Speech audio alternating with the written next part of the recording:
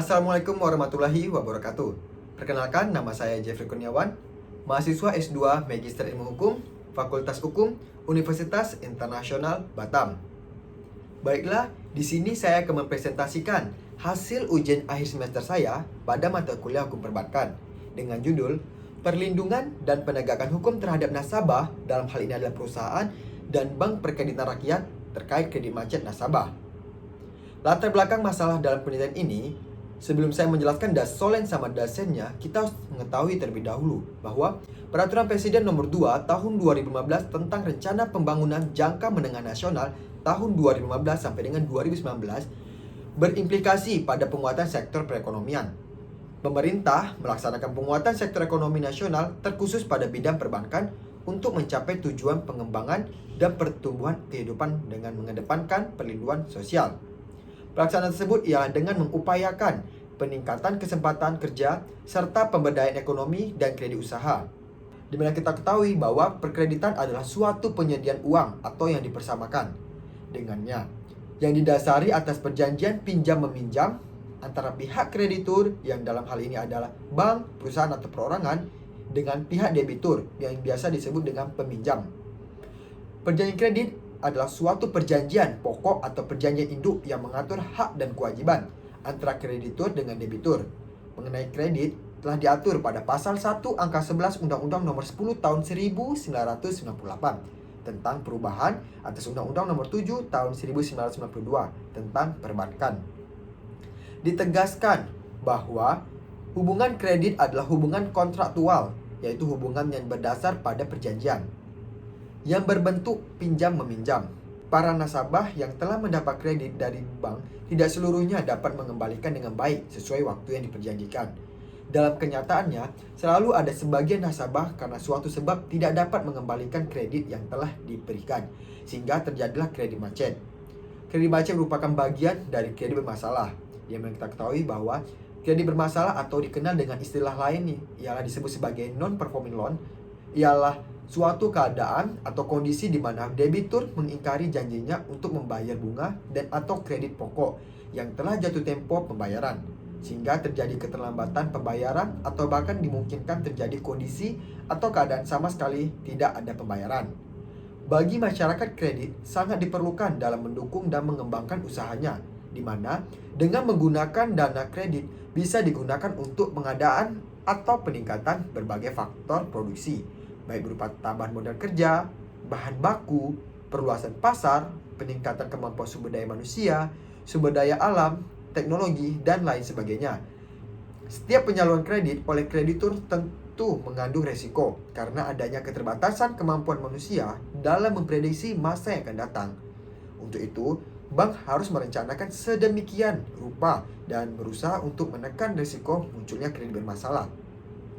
Pihak bank juga perlu menilai kelayakan usaha dari debitur dan juga diperlukan adanya pengelolaan dan pengawasan sehingga kesinambungan usaha perbankan tetap terjaga.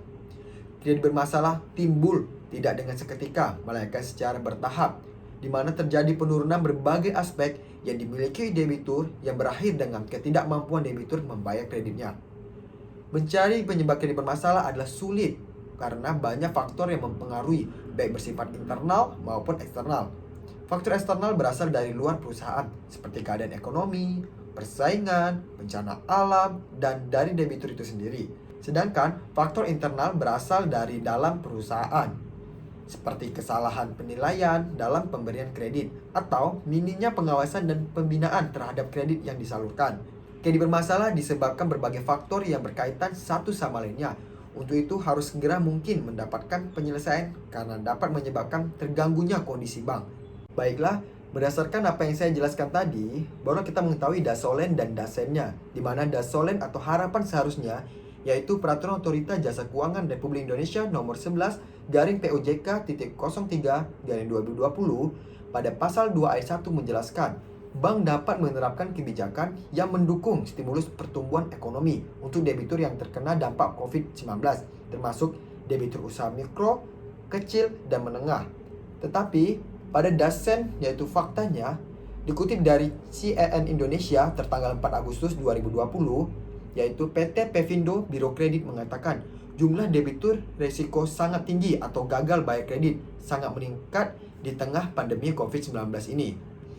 Oleh karena itu, terkait dasolen dan dasarnya, saya tertarik untuk membahas suatu perlindungan hukum terhadap nasabah dan Bank Perkreditan Rakyat terkait kredit macet nasabah dengan rumusan masalah penelitian, yaitu 1. Bagaimana perlindungan hukum terhadap nasabah yaitu perusahaan dan Bank Perkreditan Rakyat terkait kredit macet nasabah. Sedangkan yang kedua yaitu bagaimana penegakan hukum terhadap nasabah yaitu perusahaan dan Bank Perkreditan Rakyat terkait kredit macet nasabah.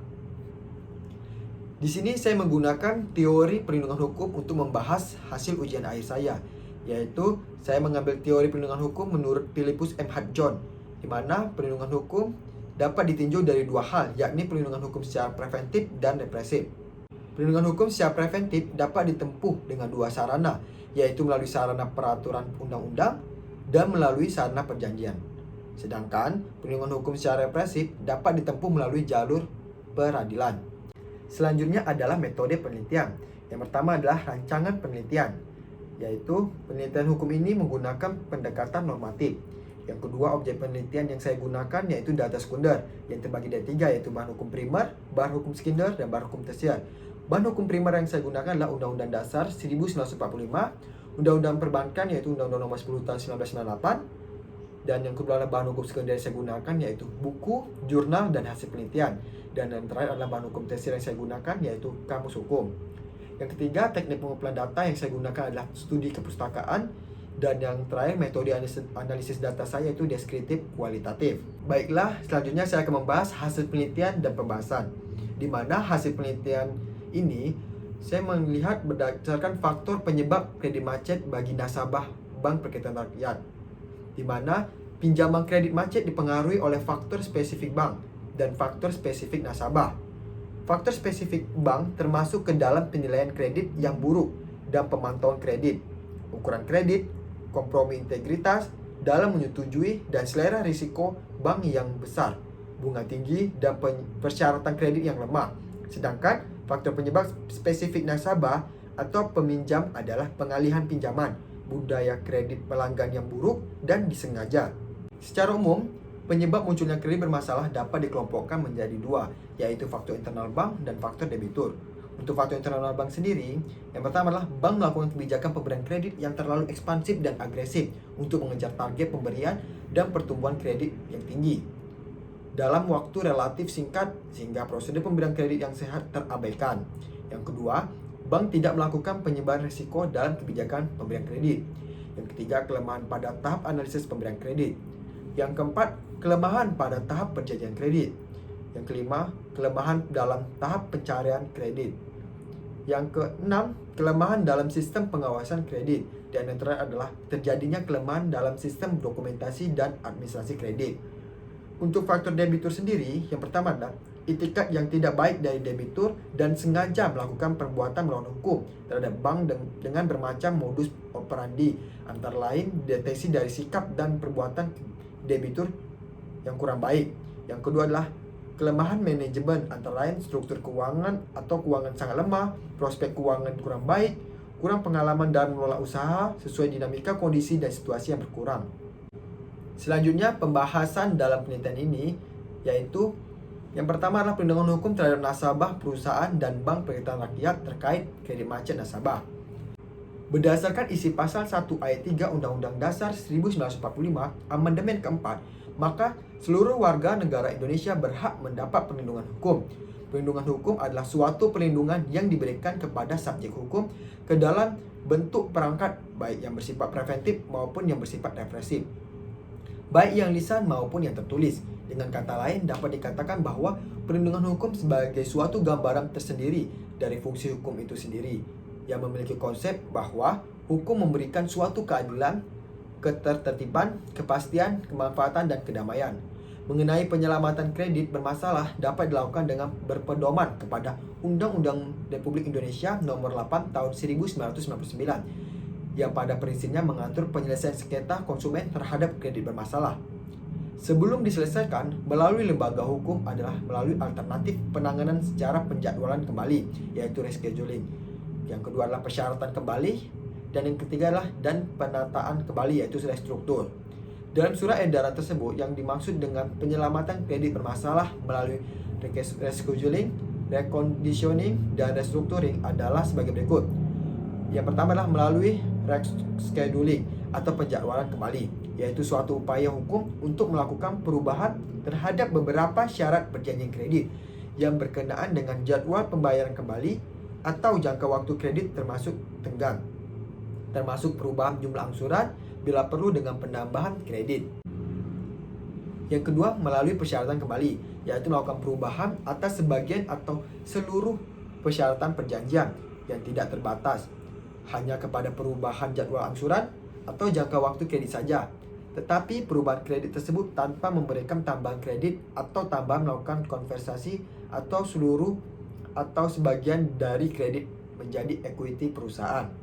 Yang terakhir, melalui restruktur atau penataan kembali, yaitu upaya berupa melakukan perubahan syarat-syarat perjanjian kredit berupa pemberian tambahan kredit atau melakukan konversi atas perubahan atau sebagian kredit menjadi perusahaan yang dilakukan dengan atau tanpa rescheduling atau reconditioning. Restruktur kredit adalah upaya perbaikan yang dilakukan bank dalam kegiatan kreditan terhadap debitur yang mengalami kesulitan untuk memenuhi kewajiban. Hal tersebut di atas merupakan upaya pelindungan hukum preventif. Pelindungan hukum yang preventif adalah pelindungan hukum kepada rakyat yang diberikan kesempatan untuk mengajukan keberatan atau pendapatnya sebelum atau keputusan pemerintah menjadi bentuk definitif. Pelindungan hukum preventif merupakan hasil teori pelindungan hukum berdasarkan Philippus. Pelindungan hukum ini memiliki ketentuan-ketentuan dan ciri tersendiri dalam penerapannya. Pada perlindungan hukum preventif ini, saja hukum mempunyai kesempatan untuk mengajukan keberatan dan pendapatnya sebelum pemerintah memberikan hasil keputusan akhir. Perlindungan hukum ini terdapat dalam peraturan perundang-undangan yang berisi rambu-rambu dan batasan-batasan dalam melakukan sesuatu. Perlindungan ini diberikan oleh pemerintah untuk mencegah suatu pelanggaran atau sengketa sebelum hal tersebut terjadi. Karena sifatnya yang lebih menekankan kepada pencegahan, apabila penyelesaian sebagaimana tersebut di atas tidak berhasil dilaksanakan, pada umumnya upaya yang dilakukan adalah menggunakan YAPEKNAS, dilakukan melalui prosedur hukum. YAPEKNAS adalah LPKSM atau Lembaga Perlindungan Konsumen Swadaya Masyarakat yang diakui pemerintah yang mengemban tugas untuk melindungi konsumen dan membantu konsumen dalam memperjuangkan haknya dari pelaku usaha. Sehubungan dengan hal tersebut, sesuai dengan peraturan perundang-undangan yang berlaku, terdapat beberapa lembaga seperti Badan Penyelesaian Sengketa Konsumen dan Pengadilan Negeri. Yang kedua, pembahasan kedua yaitu penegakan hukum terhadap nasabah perusahaan dan bank penggalitan rakyat terkait kredit macet, di mana berbagai upaya telah ditempuh pemerintah untuk menekankan kuantitas kredit macet di lembaga perbankan, manakala langkah preventif mengalami kebuntuan dalam penyelesaian kredit bermacet. Ditempuhlah upaya represif, yaitu diselesaikan melalui pengadilan. Upaya tersebut dilakukan mengingat pengadilan merupakan benteng terakhir bagi setiap orang untuk menyelesaikan segala persoalan, termasuk kredit macet. Sebelum ditempuh jalur pengadilan, biasanya bank mencoba mengupayakan penyelesaian secara musyawarah dengan melakukan yang saya jelaskan tadi, yaitu melakukan rescheduling, reconditioning, dan restruktur terhadap perusahaan debitur penunggak kredit. Apabila upaya tersebut tidak juga berhasil, tidak tertutup kemungkinan diselesaikan melalui jalur hukum dengan melibatkan institusi pengadilan. Sebelum ditempuh penyelesaian melalui jalur hukum, perlu kiranya diketahui apakah persoalan kredit macet termasuk dalam lingkup hukum perdata atau pidana. Pada asasnya, kredit macet merupakan persoalan hukum perdata, yaitu hubungan personal antara perseorangan atau badan hukum yang satu dengan lainnya di bidang harta kekayaan. Dalam terminologi hukum perdata, hubungan antara debitur, peminjam kredit, dan kreditur bank merupakan hubungan utang piutang yang lahir dari apa yang disebut perjanjian, yakni kedua belah pihak berjanji untuk melaksanakan hak dan kewajibannya masing-masing.